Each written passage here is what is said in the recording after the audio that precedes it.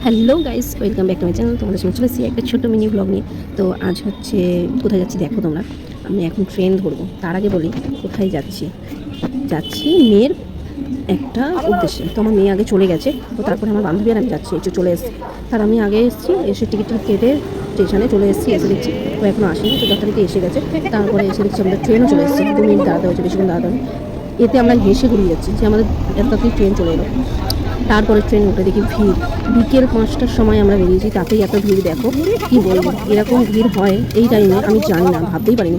তারপরে ট্রেন থেকে নেমে যথারীতি কিছু খাবার নিয়ে আমাদের ঢুকতে হবে, তো সেই কারণে আমরা কিছু খাবার নিয়েছি, সেটা হলো ঝালমুড়ি। ঝালমুড়িটা দেখতেই পেলে, কিছুই বলার নেই। আর আমরা গন্তব্যস্থলে আমরা চলে এসেছি। তারপরে টোটো ধরলাম, ধরেই আমরা আমাদের জায়গায় চলে এসেছি। তো এটা হলো আমাদের যেখানে আসার বক্তব্য। এটা হচ্ছে আমার মেয়ের প্রোগ্রামের জায়গা, প্রোগ্রাম করবে, তো সেই কারণে দেখে নাও। এটা অন্য কেউ ডান্সটা করছে, তারপরে আমার মেয়ে আসবে, প্রত্যেকটা মুহূর্ত ডান্স করে যাবে।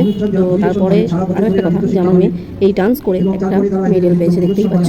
মেডেলও আংটি পরিয়ে দিচ্ছে। তো আমি খুব আজকে হ্যাপি, আনন্দ হয়েছে যে মেডেলটা পেয়ে। ও এটা 4 নম্বর মেডেল পেলো। ছোটোবেলা থেকে করে আসছে, নাচটা খুব ন্যাকে।